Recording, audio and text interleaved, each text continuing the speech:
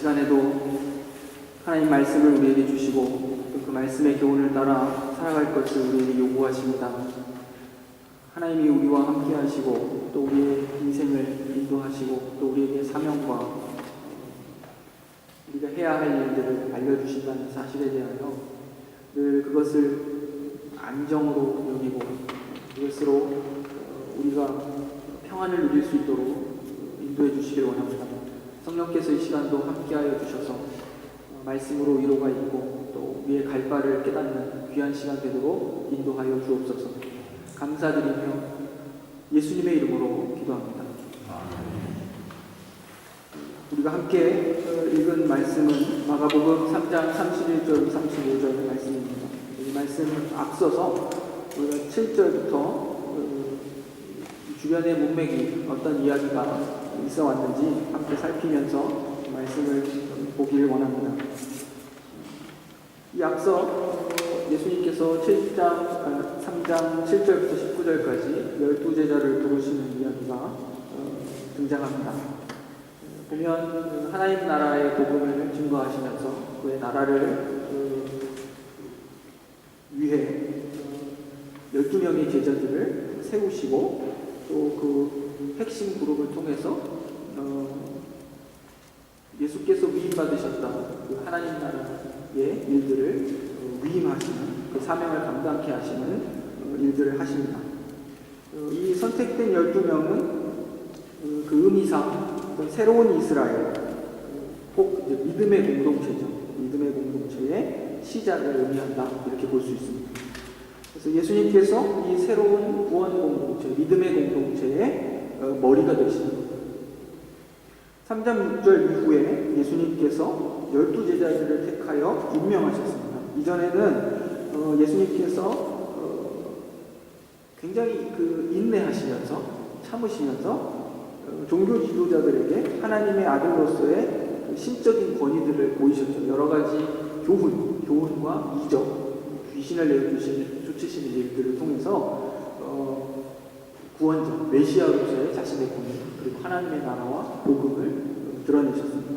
근데 이후로 이제 제자들에게 관심을 가지시고 그들을 준비시켜서 이제 지도자들로 세우시는 겁니다. 14절에 기록되어 있습니다. 제자들은 제일 먼저 예수님과 함께 사는 거죠. 동고동락하는 겁니다. 예수님과 함께 먹고 마시고 자고 또 여행하고 말씀을 듣고 예수님이 행하시는 모든 일들을 옆에서 함께 지켜보는 겁니다. 그래서 예수님의 가르침과 예수님의 삶을 배우기 시작합니다.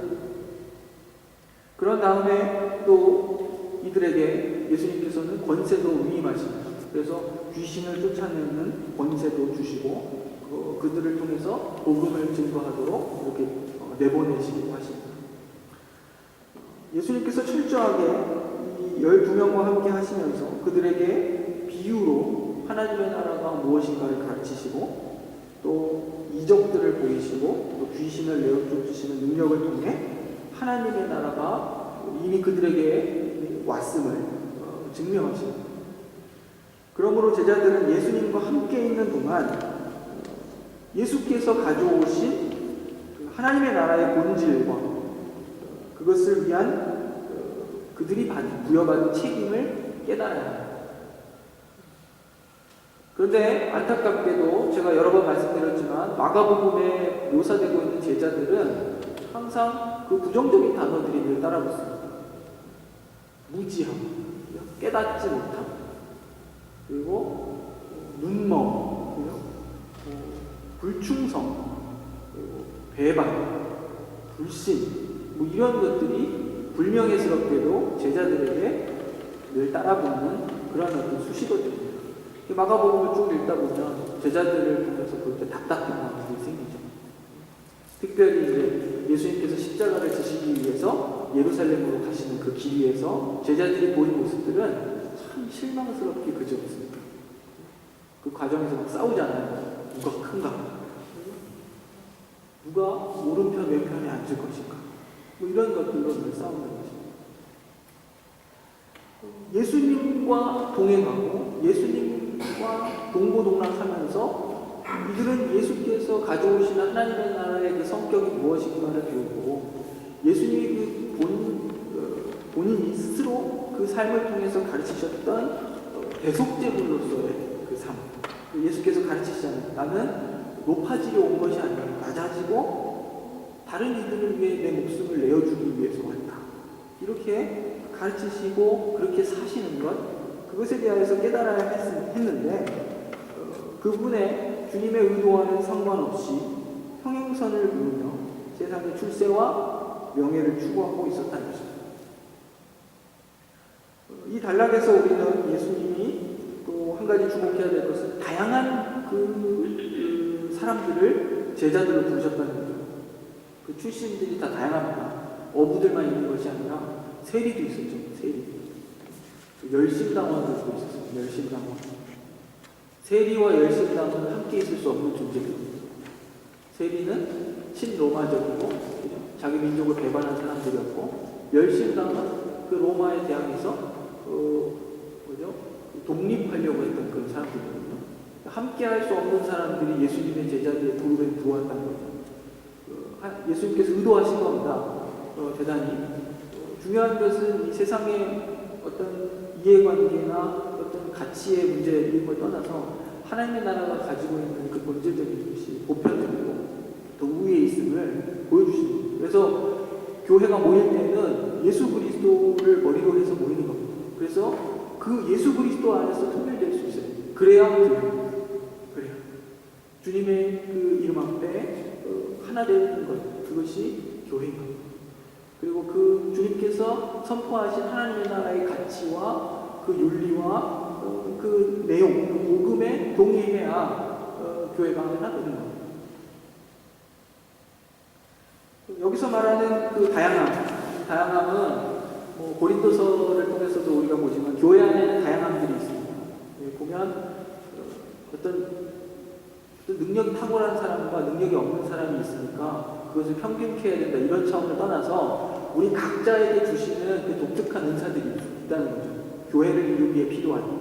근데 그 은사들은 하나님께로부터 주어진 것이고 또 하나님의 능력으로 그것을 발휘하도록 되어 있기 때문에 이렇게 낮고 덜하고 이런 것이 있는 게 아니라 모두가 탁월한 거예요. 주님께로부터 온 은사들. 그 은사들이 최선을 다해서 교회 안에, 교회 공동체 안에서 발현되도록 하는 것. 그것이 제자들이 가지고 있는 큰 사명입니다. 보면은 우리는 그 은사들에 대해서 대단히 기능적으로만 생각을 하는 거예요. 그리고 굉장히 지금의 구조 속에서의 어떤 기능직만 생각하지만 보다 본질적이고 좀 보다 역사적인 차원에서 살펴보면 예를 들면 말씀의 교사가 있을 테고 교회를 다스리는 장로가 있을 테고 또 구제일들을 맡아보고 하는 집사의 직분들이 있을 테고 이런 교회의 그 고유의 직분들이 있습니다. 뿐만 아니라 그 외에도 교회 안에서 맡고 있는 그 어떤 탤런트 같은 그런 그 역할들이 있습니다. 이것을 우리의 힘으로, 우리의 지혜로 해내는 것이 아니라 하나님께서 주신 것으로 알고 하나님 주신 힘과 지혜로서 감당하려고 하는 자세, 그리고 그것을 최선을 다하는 자세가 제자들에게 요구되는 어떤 그런 자세들입니다. 우리 각자가 그런 면에 있어서도 이런 다양함 속에서 우리 각자에게 맡겨진 사명을 어떻게 하나님이 원하시는 방식으로 구현해 나갈 것인가, 이것도 늘 고민해야 하는 큰 부분들입니다. 이후에 말씀이 이어지는데 예수님께서 귀신의 힘을 빌어서 귀신을 쫓아낸다 하는 소문이 유대 전역에 퍼졌습니다. 어떻게 보면 종교 지도자들이, 그 당시에 종교 지도자들이 예수님을 매도하고 또 오도하는 내용들이죠. 보면 이 소문 때문에 예수님의 가족들조차도, 그 친족들도 예수님이 미쳤다, 오늘 성경에 보면 정신이 이상해졌다, 이렇게 된 줄 알고 예수님을 데려가기 위해서 지금 고향에 내려왔습니다. 고향에서부터 내려왔다는 3장 20절이 기록하고 있습니다.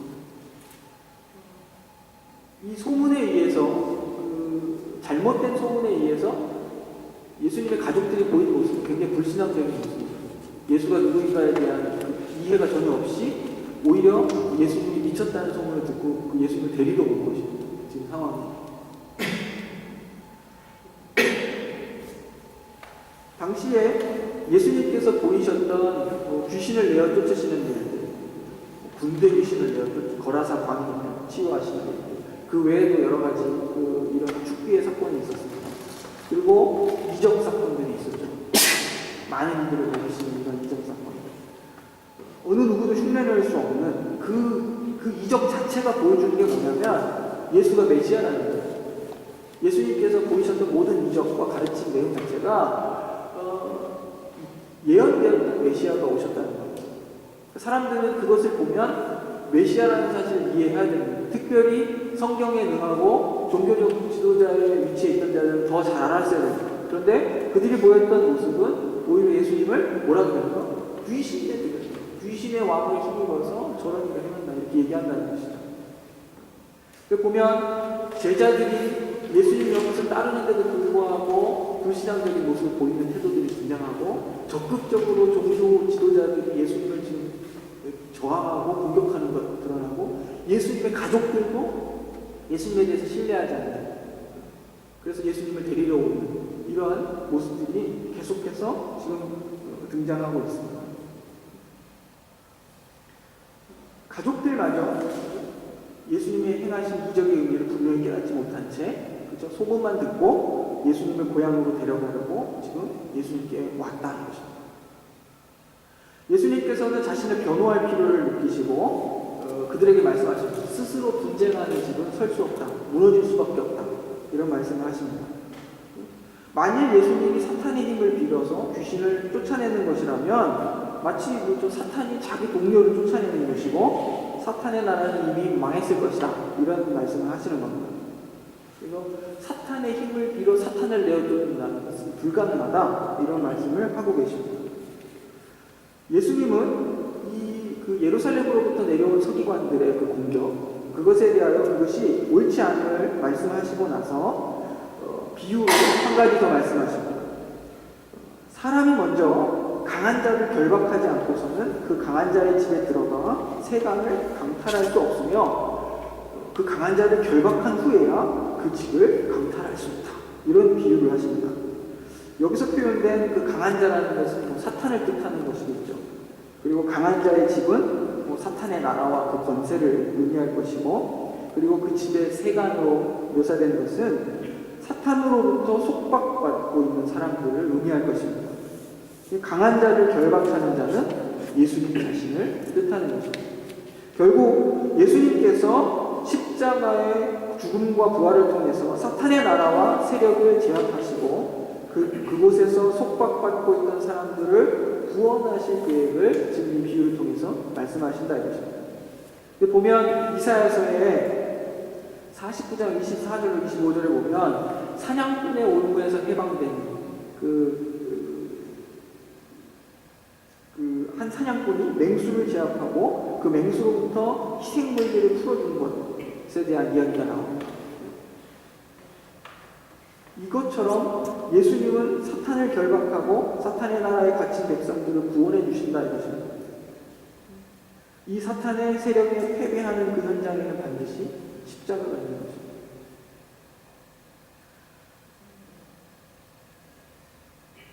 이 본문은 또한 문맥의 그 흐름상 12명의 제자들을 언급하고 있는 그 전 단락과 깊은 연관성이 있습니다. 바알세를 지켰다. 예수님에 대해서 이렇게 외동하는 이 부분은 예수님께서는 이 제자들에게 당신이 소유한 그 놀라운 그 능력과 그 깊은 연관이 있습니다. 예수님께서는 그 제자들에게 그 예수가 가지셨던 그 놀라운 능력과 권세를 수여하시고 그들로 하여금 하나님의 나라의 도래를 선포하기를 그런 계획을 갖고 계셨다 이것입니다. 그런데 제자들은 예수님의 이 의도를 알지 못하고 자신이 부여받은 그 권세, 주께서 허락하신 권세를 하나님 나라의 그 복음 선포를 위한 도구로 사용하지 못하고 자신들의 능력을 과시하는 수단으로 이용하고 말았습니다. 결국 하나님을 의지하지 않고 자신의 경험을 의지하여 귀신을 쫓아내려고 했던 그 제자들은 또 철저히 실패하고 있는 것을 우리가 보게 됩니다. 이건 9장 19절, 20절에 뒤에 나오는 내용입니다. 여기서 또 한 가지 중요한 이제 우리가 궁금해하는 그 내용이 나오는데 성령을 회방하는 죄에 대해서 나옵니다. 보면 많은 분들이 궁금해하시죠. 도대체 무슨 죄가 성령을 회방하는 죄냐? 이 죄는 용서받지 못한다는데 도대체 이러한 큰 죄는 무엇인가? 보면 그 다음 절이 설명을 합니다. 뭐냐면 예수를 향해서 더러운 귀신 들렸다 이 말하는 것, 그것이 성령을 회방하는 죄라는 것이죠. 더 쉽게 말씀드리면 예수 그리스도를 메시아로서 구원자로서 받아들이지 않고 더 나아가서 오히려 예수가 귀신에 들려 귀신을 쫓아낸다라고 예수를 공격했던 자들, 예수님을 거절하고 예수님을 공격하는 그 죄, 그것에 대하여서 성령을 회방하는 죄다 이렇게 말하고 있는 것을 보게 됩니다. 예수님을 믿고 하나님의 자녀가 된 사람들은 여전히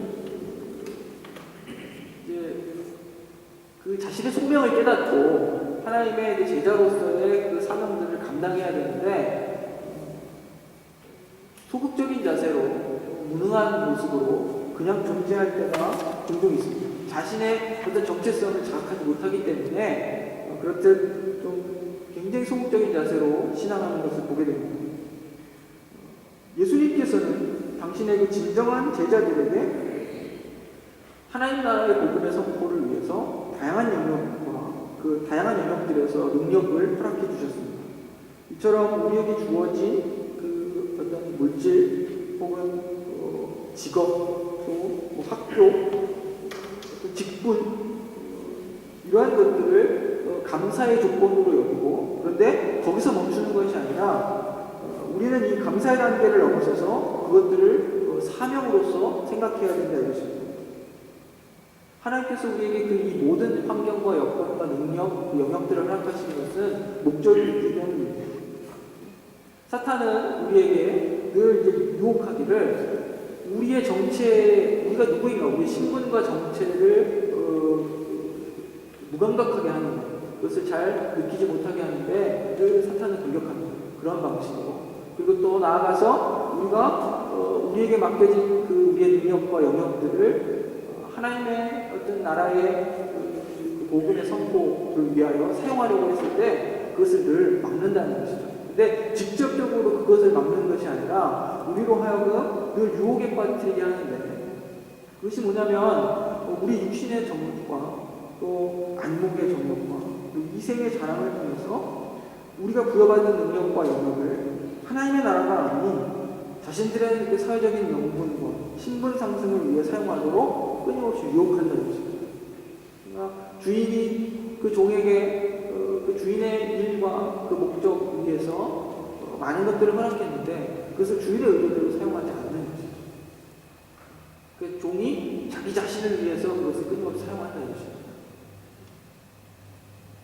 보면 이 성경이 표현하는 것들이 너무나도 그 정확한 것이 우리 육신의 정욕, 안목의 정욕, 이생의 자랑, 늘 이것이 우리의 유혹거리입니다. 그러나 영적인 분별력을 가진 사람이라면 하나님께 부여받은 능력을 자신의 육신을 채우기 위한 도구로 사용하는 것이 아니라 하나님의 나라를 이 땅에 실현하는 값진 밑거름으로 사용한다는 것입니다. 이제 비로소 예수의 참된 가족이 누구인가 이야기하십니다. 여기에 와서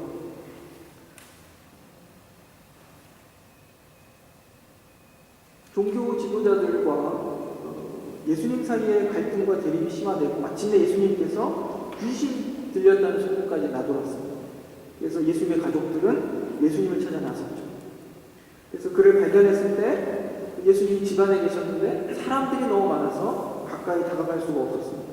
그래서 밖에서 예수님을 만나기를 청했습니다. 그때 무리 중에 한 사람이 이렇게 말합니다. 당신의 어머니와 동생들이 밖에 이때 예수님께서 질문하십니다. 누가 나의 어머니고 나의 형제들이냐? 그리고 나서 예수님께서는 자기 주위에 있는 사람들, 같이 있었던 그 자리에 있던 사람들을 둘러보시고 말씀하십니다. 누구든지 하나님의 뜻대로 행하는 자가 내 형제요 어머니다. 보면은 이것 또한 예수님의 가족들이 예수님을 찾아온 상황 때문에 비롯된 것이지만 이것도 비유의 말씀입니다. 이미 앞서 예수님의 제자로 부름받은 그 제자들, 예수님과 함께 살며 예수님과 함께 걷고 여행하고 그가 행하시는 모든 기사와 이적들을 보고 그것을 통해서 그가 가져오시는 하나님의 나라가 어떤 성격을 가지고 있는지, 그를 보내신 하나님께서 무슨 뜻을 가지고 계시는지, 이 메시아를 통해서 이루실 그 십자가의 구속의 사건이 도대체 뭘 의도하고 있는지를 보았을 텐데 이해하지 못하고 불신앙으로 일관했던 그 제자들, 그들이 있었죠. 그런데 예수님께서는 지금 가족을 통해서 비유하시는 겁니다. 당연히 혈통으로 맺어진 것이 가족인 것일 텐데 예수님은 전혀 다른 얘기를 하시는 거죠. 하나님의 뜻대로 행하는 자가 예수님의 참된 가족이라 얘기하시면서 그 말씀을 듣기 위해 모여온 그 주변에 있는 사람들을 향하여 너희가 나의 참된 가족이다 얘기하신다는 겁니다.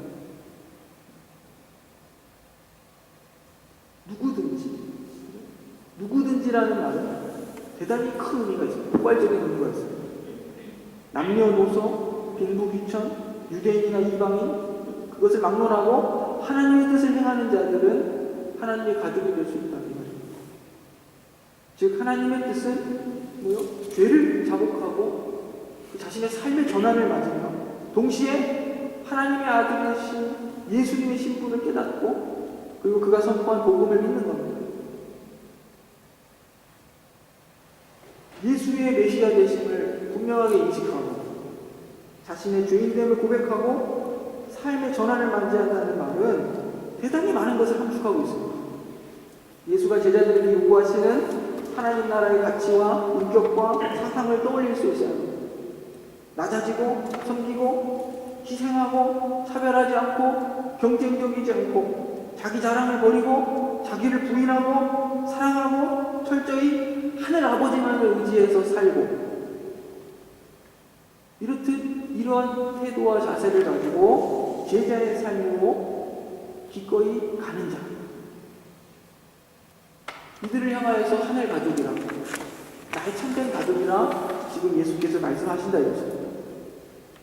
예수님의 육신적인 가족들은 예수님의 신분을 이해하지 못하고 사람들의 평판을 두려워해서 예수님께서 보이시는 가르침과 이적들을 중단시키려 했습니다. 그러나 예수님의 이 육신의 가족들의 불신앙적인 모습과 대조적으로 하나님의 영적인 가족에 대하여 지금 말씀하고 계십니다.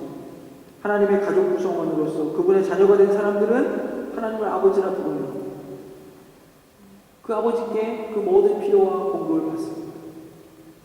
그것은 하나님이 예수님을 당신의 아들로 호명하시면서 부여한 능력과 권세가 동일하게 그의 자녀들에게도 주어졌음을 의미합니다. 그래서 예수님께서는 그의 제자들에게 기도를 가르치시면서 하나님을 이제는 아버지로 호명하도록 하십니다. 우리 주기도문을 통해서 배우죠. 주의 가르치신 기도를 따라 우리는 아버지 하나님께 능력을 요구할 수 있습니다. 그러나 그 능력은 반드시 하나님의 이름을 이 땅에 전파하기 위해 사용돼야 함을 반드시 기억해야 합니다. 우리의 육신의 필요가 목적이 아니라 주님의 뜻이 이루어지기를 위하여서 구해야 한다. 하나님의 뜻대로 행하는 자가 예수의 참된 가족이라 말씀하십니다. 이는 씨 뿌리는 그 비유에 등장하는 마치 좋은 땅에 뿌려진 씨가 30배, 60배, 100배의 결실을 맺는 것과 같습니다. 좋은 땅으로서 성도는 그 씨가 말씀이 뿌려졌을 때 크게 결실하게 된다는 것입니다. 이것은 비유로서 하나님의 뜻대로 행하는 것, 즉 말씀에 순종하여 사는 것을 보여주고 있습니다. 최근에 우리가 하이델베르크 교리문답을 통해서 10계명을 계속 공부하고 있습니다. 계명을 통해 드러나는 그 하나님의 뜻과 그 하나님의 성품을 잘 배워야 합니다. 어떻게 하나님을 경외하고 예배해야 하는가? 그것을 가르치고 있습니다. 하나님은 우상처럼 대해서도 안 되고 그분을 만홀히 여겨서도 안 되고 그분의 이름을 헛되게 불러서도 안 된다. 이런 내용들이 그 계명의 전반부에 등장하고 있습니다. 또한 우리가 이웃에 대해서 우리가 어떤 눈물을 지고 살아가는가 그것을 배워야 합니다. 부모를 공경해야 하고 다른 사람의 생명을 존귀히 여겨야 하고 또 간음하지 말아야 되며 도둑질하지 말아야 되고 거짓 증거하지 말아야 되고 탐심을 갖지 말아야 한다. 이런 내용들을 계속해서 가르치고 계십니다. 이 각 계명들은 굉장히 함축적이고 많은 의미들을 그 안에 담고 있습니다. 이처럼 하나님의 뜻을 행하는 우리가 예수 안에 참된 가족입니다. 그러므로 우리의 그 하늘 가족됨을 잘 우리가 지켜가기 위해서 우리는 더욱더 하나님의 뜻을 구하고 그 뜻대로 사는 일에 열심을 낼 수 있습니다. 이 일에 우리가 헌신할 수 있기를 원합니다. 하나님의 뜻을 구하는 것, 결코 추상적인 일들이 아닙니다. 우리 일상 속에서 우리가 고민해야 될 일들이 참으로 많습니다. 구체적인 어떤 삶의 예들을 많이 들지는 않지만 곰곰이 늘 말씀을 생각하며 생각할 수 있었으면 좋겠습니다. 예수님께서는 어떻게 하셨을까? 예수님께서는 그 제자들에게 무엇을 원하셨을까? 이러한 것들을 우리 일상 속에서 늘 스스로에게 묻고 그리고 말씀을 통해서 하나님의 음성을 찾고 하나님의 뜻을 발견할 수 있게 되기를. 그래서 참 예수의 가족된 자로서 우리의 삶을 그 사명을 잘 감당해낼 수 있기를 간절히 소망합니다. 기도하겠습니다. 아버지 하나님, 참으로 귀천한 인생들을 긍휼히 여기시고 불쌍히 여기시고 주의 사랑 가운데로 불러주셔서 하나님이 누구시며 그리스도가 누구며 우리가 누구인지 우리가 어떤 행복을 누리고 또 어떤 만족 가운데 살며 또 무엇을 위하여 헌신해야 하는가를 알려주시니 참으로 감사드립니다. 우리가 어려서는 그저 우리가 하나님께 속했다는 사실로 기쁨과 그것을 우리의 자랑으로 여겼을진데 이제는 자랑하면서 우리의 인생을 통하여 우리에게 맡겨진 능력과 그 영역들 속에서 어떻게 하나님을 하나님에게 드러내며 또 우리가 어떤 믿음을 지킨 삶으로 하나님의 뜻을 이루어야 하는가를 고민하게 하신 것 참으로 감사드립니다. 여전히 늘 우리의 그 안목의 그 정욕과 그 육신의 정욕과 이 이생의 자랑들이 우리의 발목을 붙잡습니다. 하지만 우리의 제자된 신분, 예수의 참된 가족된 우리들의 어떤 관계와 위치 이것들을 분명히 깨달아 우리의 그 일상 속에서 하나님 나라의 그 성격 가치와 그 복음을 잘 드러내며 살아갈 수 있도록 은혜를 부어 주옵소서. 우리로 하여금 주님을 닮아 낮아지는 자들이 되게 하시고 섬기는 자들이 되게 하여 주옵소서. 예수님의 이름으로 기도드립니다.